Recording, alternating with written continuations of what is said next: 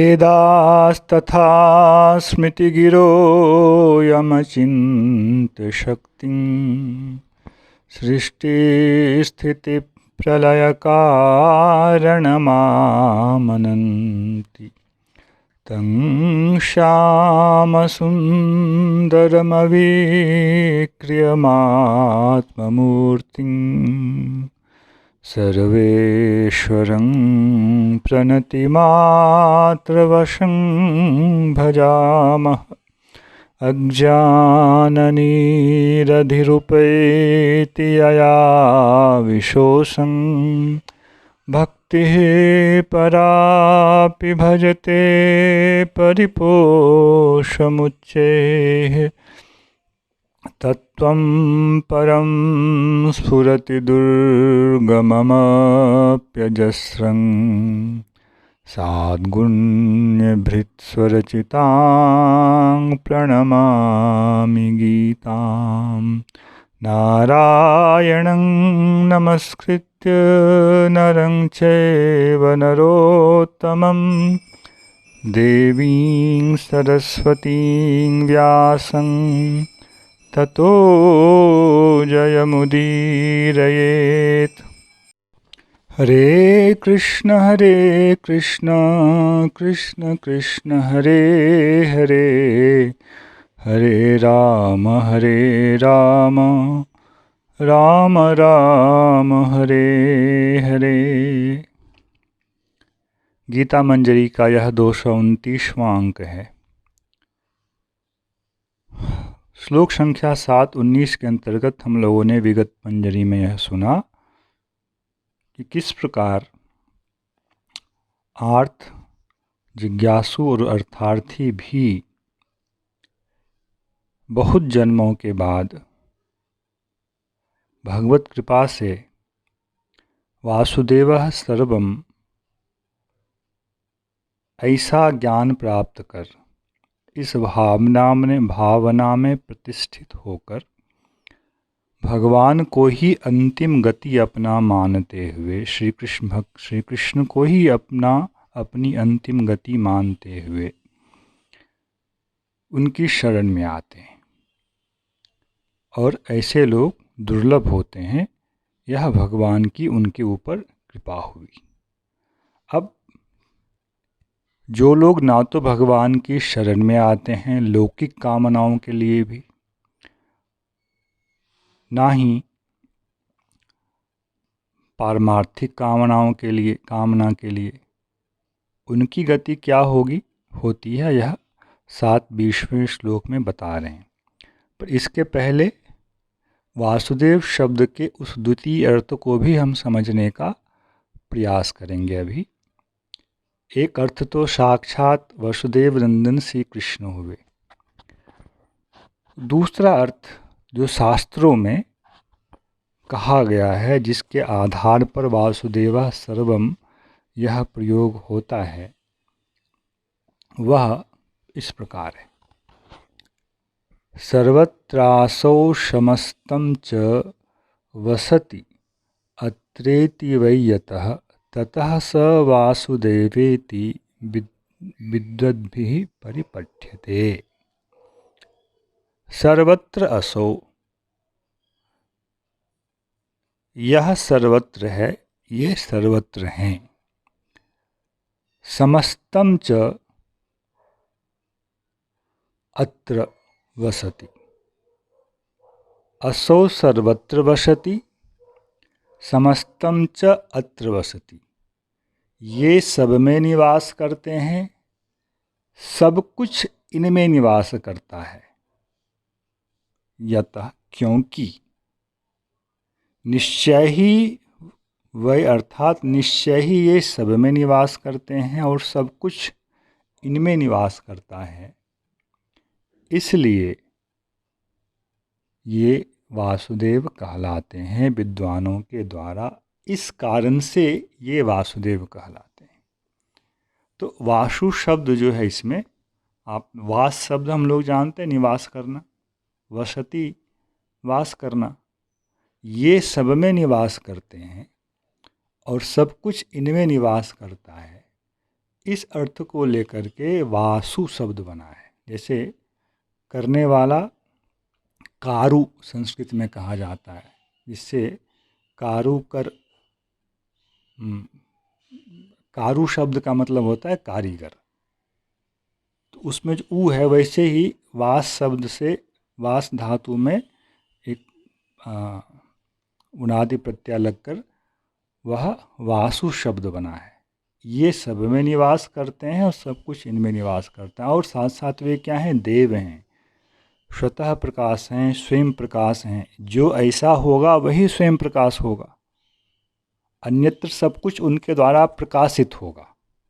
जब पिछली मंजरी में हम लोगों ने सुना, इनके अधीन कोई भी स्वरूप है, किसी की भी स्थिति है, किसी की प्रवृत्ति है, तो उसका भाव यही है कि अन्य सब कुछ जो है इनके द्वारा ही प्रकाशित हैं, इनके द्वारा प्रकाश्य हैं। और ये क्या हैं? ये सबके प्रकाशक हैं, इनका कोई प्रकाशक नहीं है, इसलिए ये कहलाते हैं स्वयं प्रकाश। यह समझना चाहिए। इस प्रकार के ही अनेक और भी प्रमाण शास्त्र में मिलते हैं। वसति सर्वत्र इति वासु, दिव्यति इति देवः, यह अलग अलग करके उसका अर्थ हुआ। वासयति सर्वान आत्मकुक्षी मध्य इति वासु, ये सब उसके विस्तार हैं। भगवान स्वयं ही आगे अर्जुन स्वयं ही भगवान को आगे कहने वाले हैं, सर्वम समापनोषि ततोषि सर्वम। आप सब में व्याप्त हैं, मतलब आप सब में निवास करते हैं, इसलिए आप सब कुछ हैं। आपका नाम ही एक है सर्व। विश्व भगवान का एक, विश्व का मतलब सर्व। विष्णु सहस्त्र नाम का पहला ही नाम भगवान का दिया है ओम विश्वम। भगवान का एक नाम है विश्व, सब कुछ। विष्णु शब्द का भी अर्थ ही है, जो सर्वत्र व्याप्त हैं वे हैं विष्णु। तो व्यक्तिवाचक भी है, जो इसको मैंने कहा रूढ़ अर्थ, और यौगिक अर्थ भी जो है वेवेष्टिति विष्णु, जो सब में व्याप्त हैं उसको विष्णु कहे। तत्वात्मक प्रकृति प्रत्यय के विभाग से जो अर्थ प्राप्त होता है वह भी इनमें ही घटित होता है। दोनों अलग अलग नहीं हैं, किंतु मायावादी लोग दोनों को अलग अलग करते हैं। एक को उपाधिक मान लेते हैं, उपाधि युक्त है, और एक को बोलते हैं वह निरुपाधिक है, वह सर्वथा शास्त्र का कदर्थ करना हो जाता है। शास्त्र में और भी इस विषय में अनेक प्रमाण हैं, और यह एक बहुत बड़ा विषय है। यह समानाधिकरण्य कहलाता है। जल जो है वह भगवान है, जल का रस जो है वह भगवान है, वह ब्रह्म है। ब्रह्म होता तो वह चेतन दिखता, जो ब्रह्म का लक्षण वो तो नहीं दिखता है, तो फिर कैसे ब्रह्म है? कि ब्रह्म के लक्षण में सत्य, चित और आनंद कहा गया है। न तो यह नित्य स्थायी है, न तो यह चित है, न तो यह आनंदमय है। कैसे इसको ब्रह्म कहा गया? यह ब्रह्म है, ऐसा जब कहते हैं तो ये लगता है कि दोनों में एक एकता है। इसको संस्कृत भाषा में दार्शनिक क्षेत्र में समानाधिकरण्य। यह समानाधिकरण किस प्रकार का है, इस पर बहुत बड़ा शास्त्रार्थ चलता रहता है दोनों पक्षों में।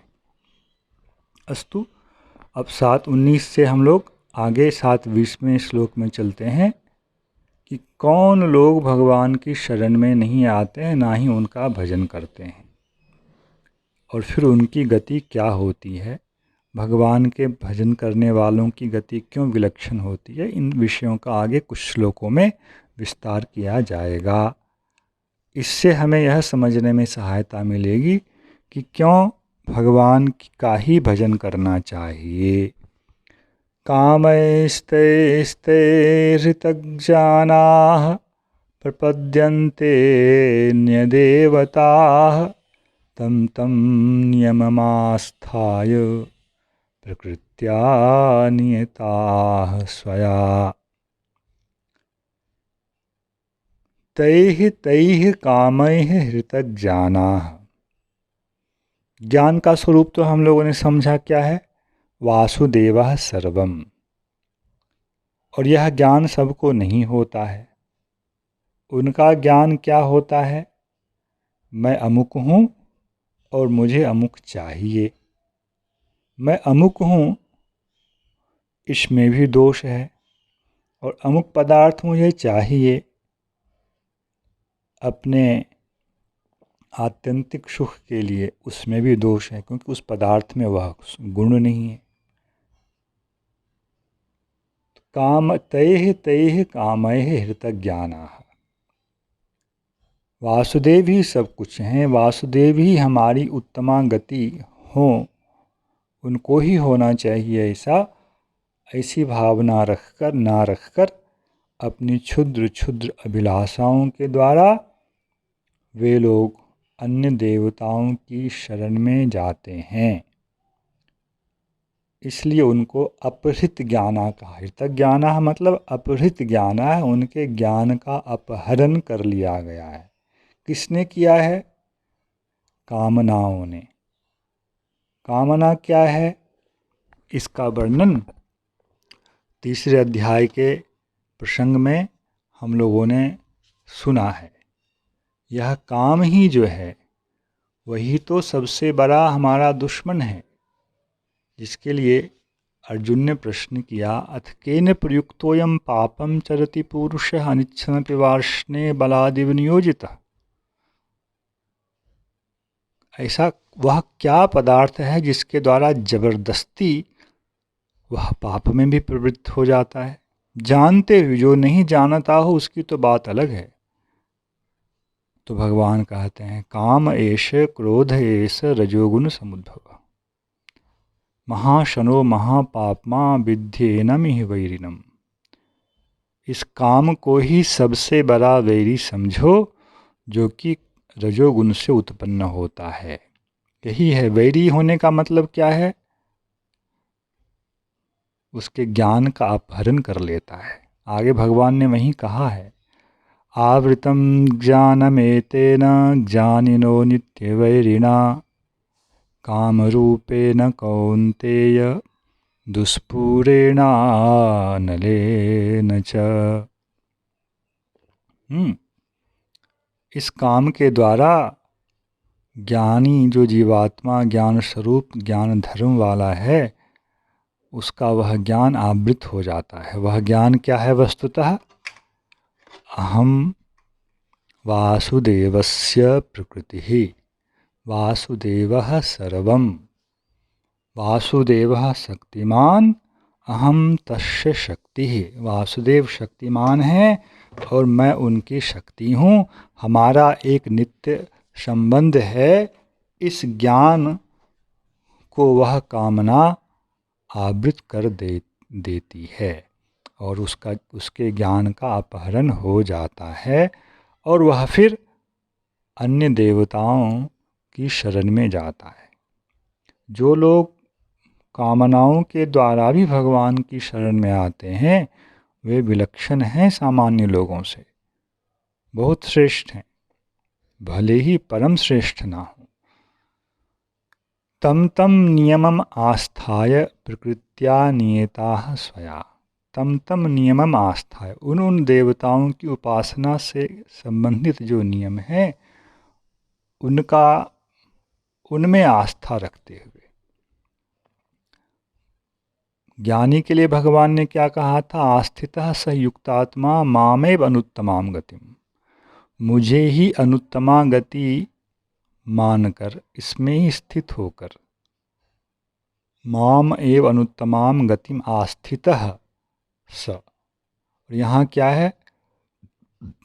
उन कामनाओं को प्राप्त करने से संबंधित नियमों में स्थित होकर, श्रद्धावान होकर वह देवताओं की शरण में जाता है। तो इसके पीछे नियंत्रक कौन है? प्रकृत्या नियताः स्वया। उसकी अपनी प्रकृति। वह प्रकृति क्या है? उसके पिछले कर्मों से बनी हुई उसकी भोग वासना, यही उसका स्वभाव है। स्वया प्रकृत्या नियताः, वही उसका नियंत्रण कर रहा है। कि कामना रजोगुण के द्वारा है, और उसमें भी जो विविधताएं हैं, उसको यहाँ विशेष रूप से समझना चाहिए। कामनाएं सबकी एक समान ही नहीं होती, अन्य अन्य प्रकार की होती हैं। तो उसको यहाँ वासना के रूप में हमें समझना चाहिए, और वासना ही हमें हमारे जीवन की दिशा को जो है वह नियंत्रित करती है। फिर क्या होता है? भगवान कह रहे हैं, यो यो यां यां तनुं भक्तः श्रद्धयार्चितुमिच्छति तस्य तस्याचलां श्रद्धां तामेव विदधाम्यहम्। जो व्यक्ति मेरे जिस जिस तनु का भक्त होकर श्रद्धापूर्वक उसका अर्चन करने की इच्छा करता है, उसकी अचल श्रद्धा को मैं ही उसमें विधान कर देता हूँ, विहित कर देता हूँ, मैं ही उसका प्रेरक बन जाता हूँ। यहाँ भगवान ने अन्य देवता को कहा, क्या कहा? तनु। देवता लोग क्या हैं? भगवान के तनु के रूप में हैं। तनु मतलब है शरीर। जैसे यह शरीर इस शरीर के अंदर रहने वाले आत्मा के द्वारा ही पोषित जीवित रहता है। तो एक शरीर है, वह शरीर ही है। यह देह है, इसका स्वामी देही है। वैसे ही देवतागण भी भगवान के शरीर स्थानीय बाह्य अंग माने जाते हैं, और उसके अंतर्यामी, उसकी आत्मा नहीं कह रहा, उसके अंतर्यामी जो हैं वे भगवान हैं। उसके अधीन उनकी भी स्थिति प्रवृत्ति होती है, किंतु कामनाओं के द्वारा जिनका विवेक हर लिया जाता है, वे लोग उनको स्वतंत्र मानते हैं। अरे, अमुक देवता जल्दी फल दे देता है, चलो इसकी उपासना करते हैं।